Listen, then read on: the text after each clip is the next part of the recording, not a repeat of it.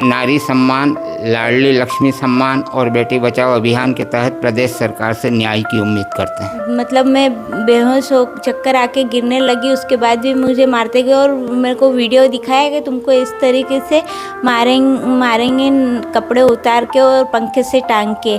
और बेरहमी से मुझे बहुत पीटा और मैं बोलती रही मुझे नहीं की, चोरी नहीं की, तो भी मुझे मारते रहिए। और ये एफआईआर भी एसआई सुरेंद्र सिंह द्वारा मेरे विरुद्ध 4 तारीख को वरिष्ठ अधिकारियों के कहने पर राजनीतिक दबाव में की गई है। 2 जुलाई के दिन इंदौर के एक थाने के अंदर एक अमानवीय कृत्य किया गया। मानवता की सारी हदें पार की गई। एक केस के मामले में पूछताछ के नाम पर एक संभ्रांत परिवार की महिला को बुलाया गया और उसके साथ 3rd डिग्री का इस्तेमाल किया गया। गौरतलब यह है कि इस मामले में उक्त महिला को पुलिसकर्मी द्वारा मारपीट की गई। मारपीट इस कदर की गई कि उक्त महिला को दवाखाने में भर्ती करना पड़ा। लेकिन जांच के नाम पर केवल छोटे पुलिसकर्मियों पर कार्रवाई की गई, जबकि जो मेन आरोपी है इस पूरे घटना के, जिन अधिकारियों ने इस मामले में महिला को थाने बुलवाया और मारपीट का आदेश दिया, वो अधिकारी आज तक इस कार्रवाई से बचे हुए हैं। हम आज उस परिवार के अंदर आए हैं, पीड़ित परिवार के पास आए हैं, उनसे चर्चा करेंगे और इनसे पूरा घटनाक्रम के बारे में इनके ही जुबानी समझेंगे और आपको सुनवाएंगे। हमारे साथ पीड़ित रचना शर्मा जी हैं। हम उनसे पूरी घटना के बारे में सुनते हैं, उनकी जुबानी की कैसे अत्याचार उस पर किए गए। तो रचना जी बताइए कि किस तारीख को आपको थाने बुलाया गया था और क्या क्या घटना आपके साथ हुई? 2 तारीख को तिलक नगर थाने पे बुलाया गया इंदौर में, पूछताछ के लिए बुलाया था। और फिर ऊपर कमरे में ले जाके पुरुष पुलिसकर्मी मुझे ऊपर ले गए और कमरे में बेल्ट चोरी का पूछा और मैंने कहा नहीं करी, तो बेल्ट और डंडों से बहुत मारपीट की।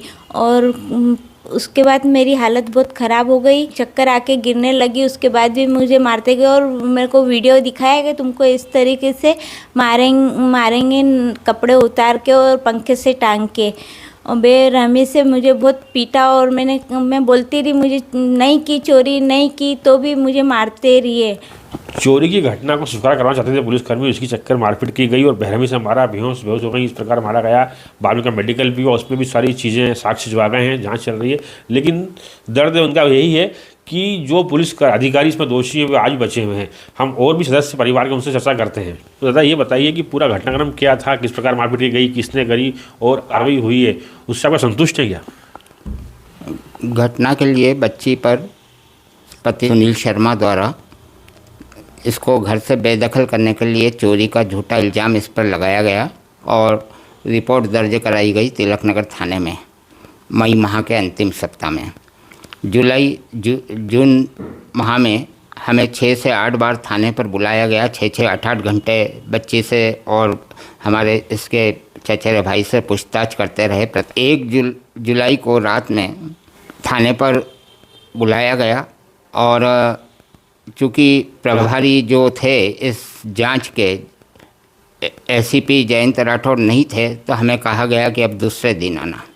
घटना के दूसरे दिन में मेरे भतीजे यश और लक्ष्य, हम भतीजी रचना शर्मा को लेकर फिर 3 बजे तिलक नगर थाने पर पहुँचे। 3 बजे इनको अंदर किया गया और 3 से 4 तक पूछताछ चलती रही। 4 बजे अचानक इसकी चीख की आवाज़ें आने लगी। मैं थाने के अंदर जाने लगा तो उन्होंने गेट बंद कर लिया। कांच के गेट के बाहर से ही हमें उसकी चिल्लाने की आवाज़ आती रही। मैंने थाना प्रभारी से पूछा तो बोले कि नहीं, इस तरह की बातचीत नहीं होती है। लगभग 7:30 8 बजे रचना को ऊपर से असहाय स्थिति में नीचे लाया गया। वो बेहोशी हालत जैसी थी और हम देख रहे थे कि कांच के उसमें से कि पुलिसकर्मी वो दौड़ रहे थे, उसको गोली खिला रहे थे और उसके घावों पर बर्फ़ से सिकाई कर रहे थे। यह सब कार्य एसआई जो थाना प्रभारी सुरेंद्र सिंह बकोलिया थे उनके निर्देश पर हुई। क्योंकि रात को 10 बजे हमें थाने से छोड़ा गया। दूसरे दिन सुबह हम पुलिस कमिश्नर कार्यालय पहुँचे और मनोज कपूरिया जी को सारी स्थिति से अवगत कराया। उन्होंने तुरंत इस बच्ची को मेडिकल जांच के लिए एमवाई भिजवाया और घटना की जांच जो है अतिरिक्त पुलिस कमिश्नर राजेश व्यास जी को सौंपी और एसपी अभिषेक आनंद ने घटना के बाद हम सब के बयान लिए और 2 पुलिसकर्मियों को उनके खिलाफ एफआईआर दर्ज कराने के लिए तिलकनगर थाने भेजा गया और उन्हें निलंबित किया गया। पूरी घटना के लिए जो जिम्मेदार थाना के जो उस दिन प्रभारी थे एसआई सुरेंद्र सिंह बकोलिया और एसीपी जयंत राठौड़, उनके खिलाफ आपको कार्रवाई की जानी चाहिए। तब अभिषेक आनंद बोले कि यह विभाग की जांच का विषय है और विभागीय इस संबंध में परिजन की ओर से हमने महिला आयोग, मानव अधिकार आयोग और मुख्यमंत्री हेल्पलाइन को भी सौंपा है। लेकिन हम नारी सम्मान, लाडली लक्ष्मी सम्मान और बेटी बचाओ अभियान के तहत प्रदेश सरकार से न्याय की उम्मीद करते हैं। पीड़ित परिवार की यही मांग है कि जो इसमें मुख्य आरोपी हैं अधिकारी, एक तो थाना प्रभारी और जिन्होंने आदेश देकर बुलवाया था, वे आज तक क्यों बचे हुए हैं। इस पीड़ित परिवार का ये कहना है कि निष्पक्ष कार्य करते हुए इन बड़े अधिकारी को भी इस कार्रवाई में शामिल किया जाए, इनके खिलाफ भी कार्रवाई की जाए ताकि पीड़ित महिला को और परिवार को न्याय मिल सके। सर, ये पूरा मामला 2 जुलाई 2023 का है। मैं थोड़ा अपने पर्सनल काम से थाने पे सूचित करके बाहर गई हुई थी। मुझे थाने के हेड मुहर्रीर ने फ़ोन करा, कहते हैं कि कुछ काम है, थाने आ जाओ, ऐसा बोले। जो थाना इंचार्ज हैं उन्होंने बुलाया है। सर, मेरे द्वारा थाने जाया गया। मैं 3 बजे थाने पहुंची। मुझे तब जानकारी नहीं थी कि मुझे किस संबंध में बुलाया जा रहा है। मैं थाने पहुंची तो वहाँ पर एक महिला उपस्थित थी। मुझे तब भी जानकारी नहीं थी कि वो महिला वहाँ किस संबंध में उपस्थित थी। फिर जो उस समय के थाना इंचार्ज थे, सब इंस्पेक्टर सुरेंद्र सिंह, वो वहाँ पे आए तो उन्होंने उससे पूछताछ करी कि बोले कि ये, और उनके द्वारा मुझे बताया गया, बोले कि ये महिला चोरी के संबंध में लाई गई है, यहाँ पर थाने पर इसे बुलाया गया है और जब तक बोले मेरे द्वारा इससे पूछताछ की जाएगी तो मैं यहाँ पर उपस्थित रहना है, ऐसा मुझे उनके द्वारा कहा गया। मेरे समक्ष उनसे उनके द्वारा महिला से पूछताछ की गई, सारी चीज़ें हुई। सर, ये तिलकनगर थाने का मामला है। तो इस संबंध में रात को रिपोर्ट डाली गई सुरेंद्र सिंह सर द्वारा कि ऐसे ऐसा महिला कॉपरेट नहीं कर रही है। 4 तारीख को सर हमारे विरुद्ध एफआईआर की गई और सस्पेंड कर दिया गया हमें। तो आपको किसी अपराधी से पूछताछ करने का अधिकार है?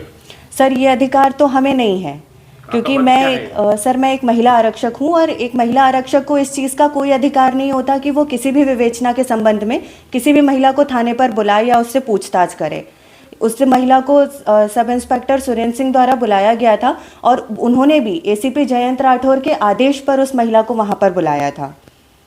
तो सर, उनसे भी एसआई सुरेंद्र सिंह द्वारा भी पूछताछ की गई और एसीपी जयंत राठौर सर द्वारा भी शॉर्ट पूछताछ उस महिला से चोरी के संबंध में की गई थी। इस चीज़ का अधिकार महिला आरक्षक को नहीं होता है कि मैं उससे कोई भी पूछताछ करूं।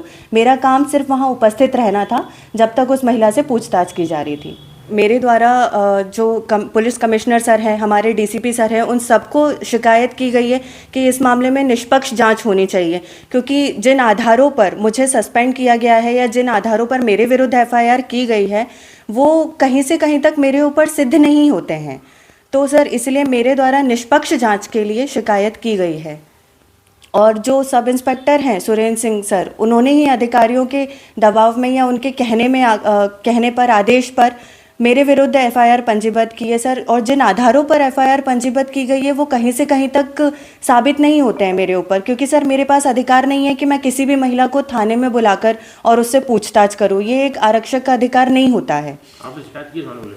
जी सर, मेरे द्वारा पुलिस कमिश्नर सर को, डीसीपी सर को, सबको एक शिकायती आवेदन दिया गया है कि इस संबंध में निष्पक्ष जांच की जाए। और सर, क्योंकि मेरे विरुद्ध एफआईआर कर दी गई है, मुझे सस्पेंड कर दिया गया है, लेकिन जिन लोगों द्वारा उस महिला को विवेचना के लिए बुलाया गया था, sub inspector Surendra Singh sir द्वारा या फिर उनको एसीपी सर ने निर्देशित किया था बुलाने के लिए, जयंत राठौर सर ने, तो उन लोगों के विरुद्ध कोई एक्शन नहीं लिया गया है और मेरे विरुद्ध एफआईआर पंजीबद्ध की गई है। तो सर, इसीलिए मैंने एक निष्पक्ष जांच के लिए अधिकारियों को आवेदन दिया था और मैं बिल्कुल पूरी तरीके से इस निष्पक्ष जांच के लिए तैयार हूँ। ये जो धारा 330 लगी है ये हम पे कहीं से कहीं तक लागू होती नहीं है क्योंकि जो कहती है कि अवैध संपत्ति या इलीगल एक प्रॉपर्टी जब्त करना, किसी को ज़बरदस्ती उस चीज़ के लिए फोर्स करना कि वो कबूले इस बात को, तो सर ना तो मैं विवेचक हूँ ना ही मेरे द्वारा एफआईआर की गई है, मैं आरक्षक हूँ। तो सर, इस चीज़ के लिए मैं किसी महिला पे दबाव कैसे बना सकती हूँ? इस चीज़ के लिए सर अगर कोई आरोपी सिद्ध हो सकता है तो वो विवेचक सिद्ध हो सकता है। मैं इस चीज़ के लिए आरोपी नहीं हूँ। सर, मेरा नाम महिला आरक्षक अर्पिता भदौरिया है।